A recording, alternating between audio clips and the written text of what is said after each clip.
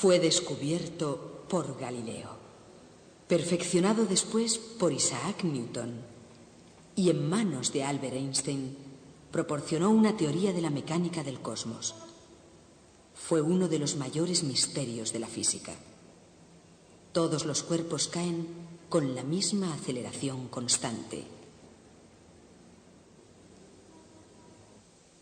Ley de la gravedad o ley de la caída de los cuerpos. En el vacío, todos los cuerpos caen con la misma aceleración constante.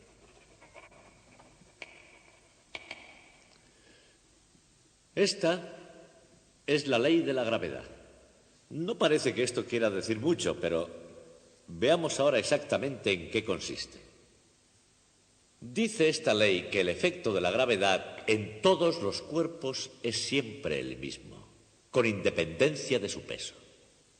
Desde Galileo a Isaac Newton y hasta Albert Einstein, este fue uno de los mayores misterios de la física. Y hay más, también dice que los cuerpos caen con una aceleración constante. Ahora bien, entender esto sería casi imposible si no contáramos con un dispositivo matemático llamado derivada.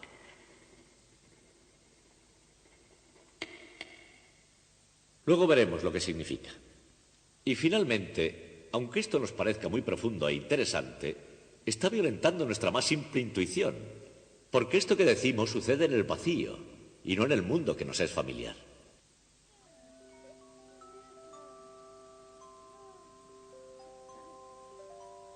Seguramente para todos nosotros, nuestro primer contacto con las leyes de la naturaleza habrán sido el efecto de la fuerza de la gravedad en la Tierra.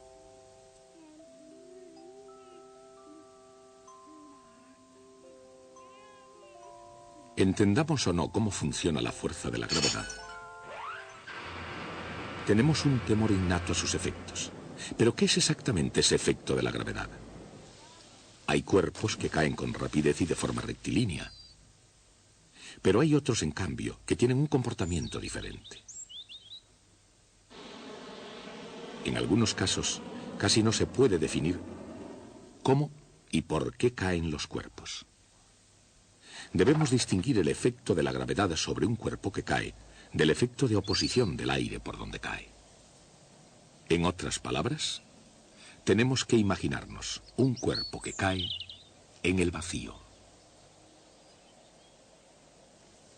Por ejemplo, si una moneda y una pluma caen simultáneamente desde la misma altura, se comportarán como esperábamos.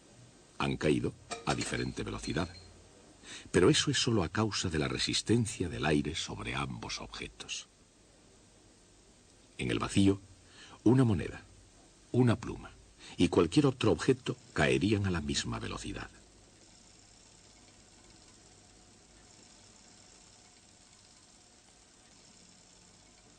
La moneda y la pluma están ahora en el tubo de cristal, sin prácticamente aire, es decir, en el vacío, y ahora seremos testigos de la ley de la gravedad en acción.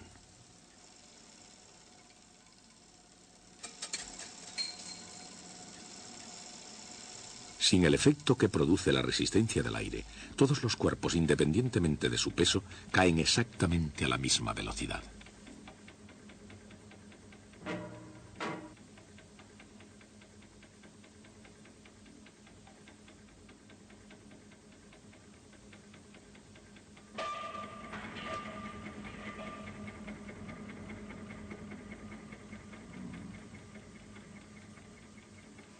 Cuando el astronauta del Apolo 15, David Scott, exploraba la Luna sin nada de aire, hizo una demostración de este tradicional experimento. Bien, aquí tengo una pluma y un martillo. Una de las razones por las que vinimos a la Luna fue porque un caballero llamado Galileo hizo un importante descubrimiento sobre la caída de los objetos en campos gravitatorios. ¿Y dónde encontraríamos un sitio mejor para ver si su descubrimiento era correcto que en la Luna? Los dejaré caer aquí mismo. Es de suponer que los dos golpeen en el suelo a la vez. ¿Qué les ha parecido? Por lo visto, el señor Galileo tenía razón.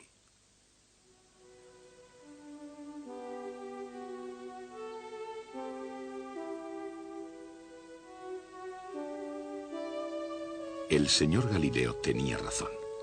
Hace casi 400 años, cuando todo el mundo pensaba que los cuerpos pesados caían con más rapidez que los ligeros, Galileo se dio cuenta de que en el vacío todos los cuerpos caerían a la misma velocidad.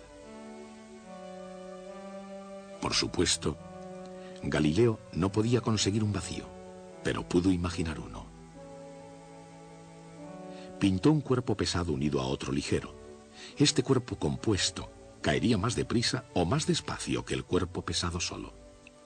Si el cuerpo ligero caía más despacio, retardaría la caída del cuerpo pesado. Pero al mismo tiempo, un cuerpo compuesto tiene que pesar más que uno solo pesado. Por lo tanto, el cuerpo compuesto tendría que caer más deprisa que el cuerpo pesado solo, pero nunca más despacio. Es obvio que la idea de que un cuerpo pesado cae con más rapidez solo conduce a una ineludible contradicción.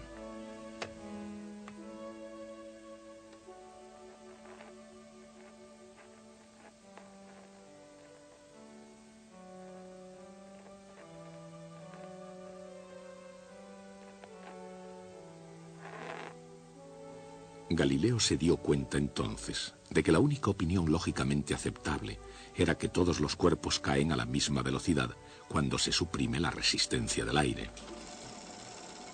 Si todos los cuerpos caen en el vacío a la misma velocidad, la siguiente pregunta es: ¿y cuál es exactamente esa velocidad? Por nuestras propias experiencias sabemos que la velocidad de un cuerpo al caer aumenta durante la caída, lo cual significa que acelera, cayendo cada vez con más rapidez. Incluso antes de Galileo, algunos eruditos ya habían intentado dar una explicación a ese movimiento de aceleración. Aproximadamente 100 años antes, Leonardo da Vinci ya había hecho su propio estudio de la caída de los cuerpos, animado quizá por su sueño de volar.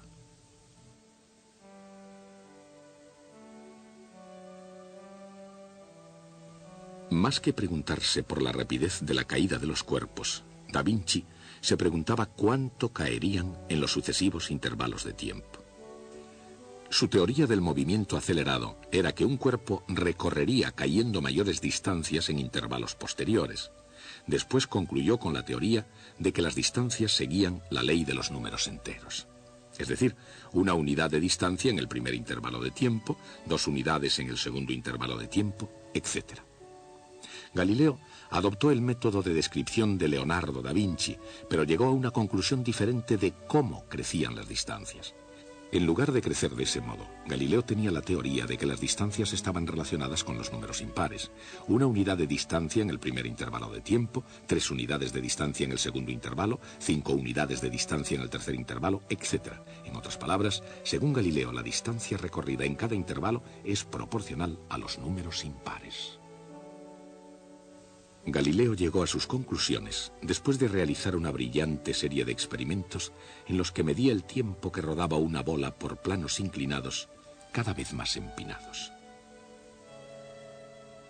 La ley de los números impares de Galileo se puede ver en acción en algún lugar sorprendente, y que a Galileo le hubiera causado más asombro que la misma superficie de la Luna. En una montaña rusa de un parque de atracciones al sur de California, los visitantes pagan con gusto una cantidad de dinero por el privilegio de dejarse caer en caída libre a través del espacio bajo la influencia de la gravedad. Algodón de azúcar, candy, es mucho mejor. A mí esto no me gusta nada. No. De hecho, esta parte del paseo es gratis.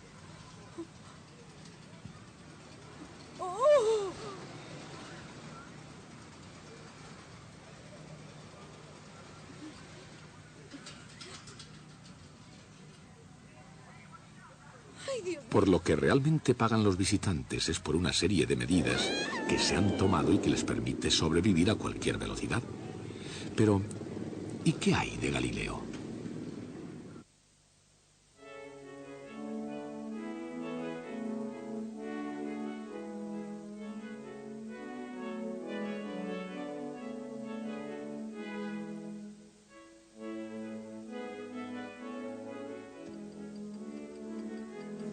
Si esto es una unidad de distancia, esto debería de ser 3, y esto 5, y así sucesivamente.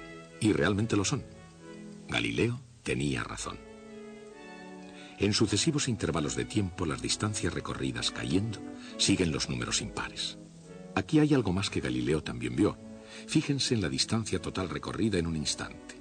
Después del primer intervalo de tiempo, 1 unidad de distancia. Después del segundo intervalo, 4 unidades de distancia. Después del tercer intervalo, 9 unidades de distancia. Después del cuarto, 16 unidades. En otras palabras, al final de cada intervalo, la distancia total recorrida cayendo es de 1, 4, 9, 16, 25 y así sucesivamente. Y esos números son, por supuesto, cuadrados perfectos. O sea, que la distancia recorrida en la caída es proporcional al cuadrado del tiempo. Y de este modo, la ley de Galileo se puede escribir en una simple ecuación, utilizando S para la distancia y T para el tiempo. Que quiere decir que estamos hablando de la distancia como función del tiempo.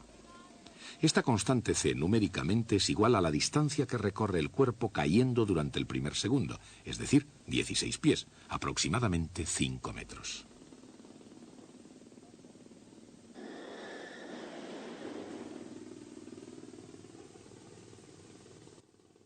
En cualquier punto de la caída, la distancia es igual a c veces el cuadrado del tiempo.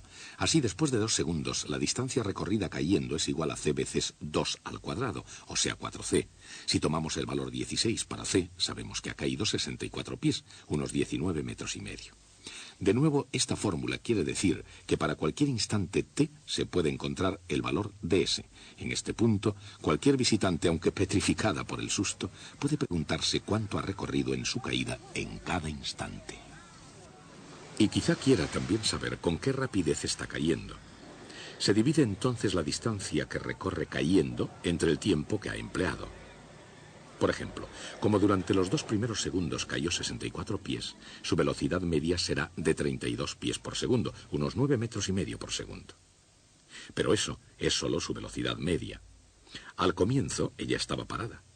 Después de 2 segundos, ella está cayendo mucho más deprisa que 32 pies por segundo.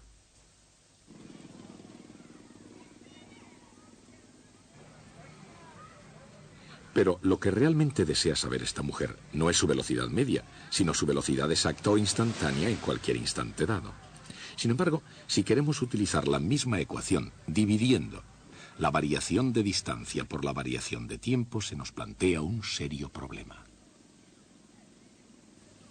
En cualquier instante durante la caída, digamos a 1.5 segundos, la variación en la distancia y en el tiempo es exactamente 0.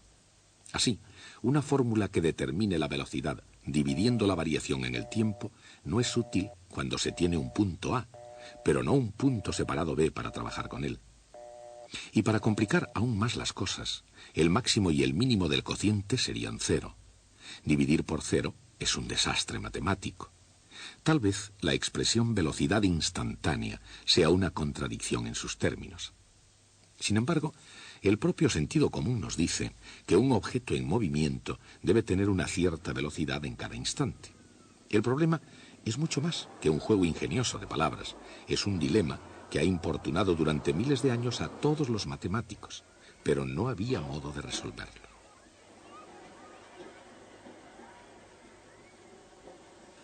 En lugar de pedir la velocidad instantánea en un tiempo exacto t, pida cuál es la velocidad media entre el tiempo t y un tiempo h segundos más tarde, el tiempo t más h.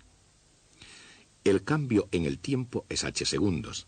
Si la distancia recorrida cayendo en un tiempo t es igual a c veces t al cuadrado, la distancia recorrida cayendo en el tiempo t más h debe ser igual a c veces th al cuadrado.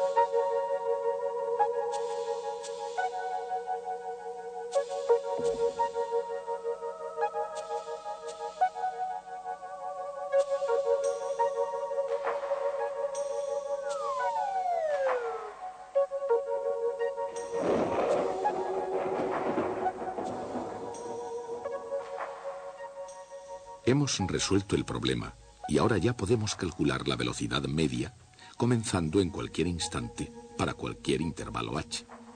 H puede ser un segundo, medio segundo, una décima de segundo o incluso cero, porque ahora no estamos dividiendo por cero.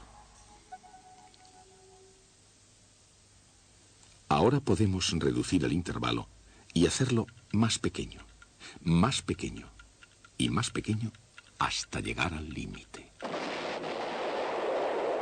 En ese instante hemos calculado una derivada, ya que el intervalo se ha reducido a cero.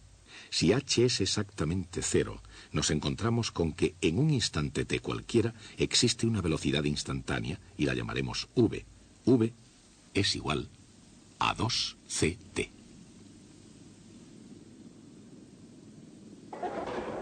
Si seguimos utilizando el valor 16 para c, podríamos decirle a esa joven: no se preocupe, señora. La distancia que usted ha recorrido es solo 16 veces t al cuadrado, pies unos 5 metros, y su velocidad en cada instante ha sido 32 veces t pies por segundo, casi 10 metros por segundo. Obviamente, se ha quedado impresionada. ¿Cómo lo calculó? Podría preguntar. Nosotros acabamos de inventar la derivada. En el lenguaje común, derivada quiere decir que deriva de algo, como por ejemplo, en la frase el dulce de chocolate es derivado del chocolate. Pero en matemáticas esa palabra tiene un significado técnico muy concreto.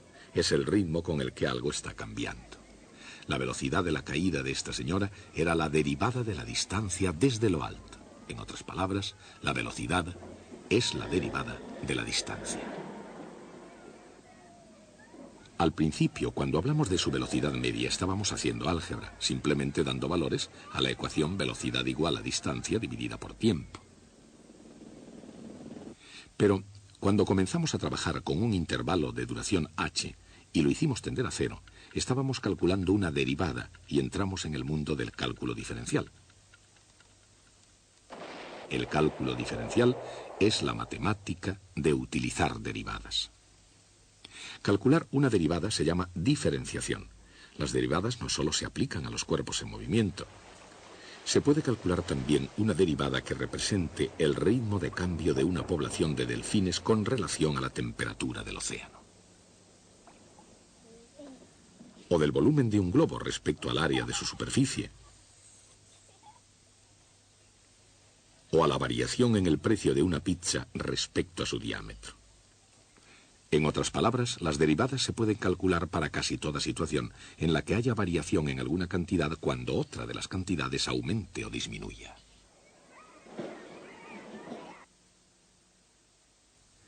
Para ir de la distancia a la velocidad, tuvimos que calcular una derivada. Pero, ¿y qué pasa con la aceleración de un cuerpo al caer? Pues que para ir de la velocidad a la aceleración, hacemos exactamente lo mismo. Si v como función de t es igual a 2ct, entonces v de t más h igual a 2c de t más h.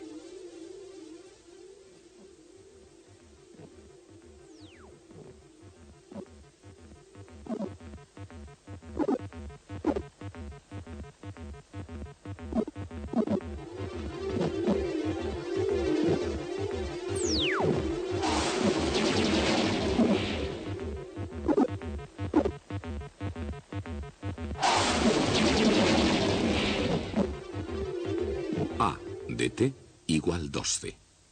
Pero vean lo que ha ocurrido. Primero, la distancia s se mantiene creciendo con el tiempo. Si hay variación en t, hay variación también en s. Y la velocidad v también crece con el tiempo. Pero ahora nos hemos encontrado con que la aceleración a no depende en absoluto del tiempo. Es sencillamente una constante a igual 2c. Independiente del valor de t, a es siempre la misma. Por fin lo hemos conseguido. Hemos obtenido que el resultado de la gravedad es una aceleración constante.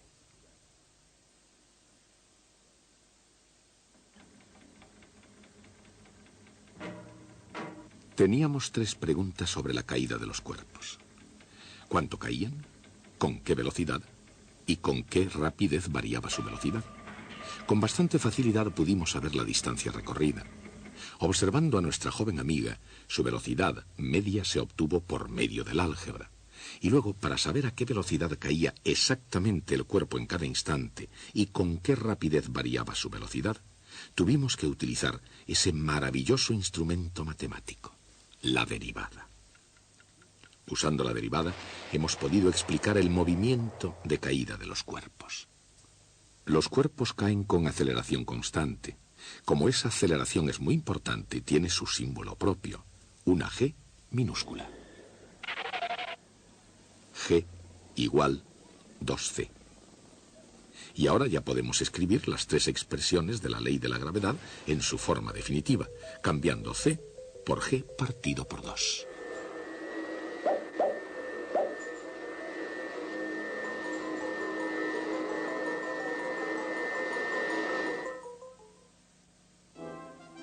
Según esta ley, un cuerpo cae con una aceleración constante, con velocidad proporcional al tiempo y recorre una distancia al caer proporcional al cuadrado del tiempo. Este tipo de movimiento se llama movimiento uniformemente acelerado. Es difícil, pero no imposible llegar a conocer esos tres hechos sobre el movimiento uniformemente acelerado sin hacer uso del cálculo diferencial. Pero Galileo comprendió los tres hechos.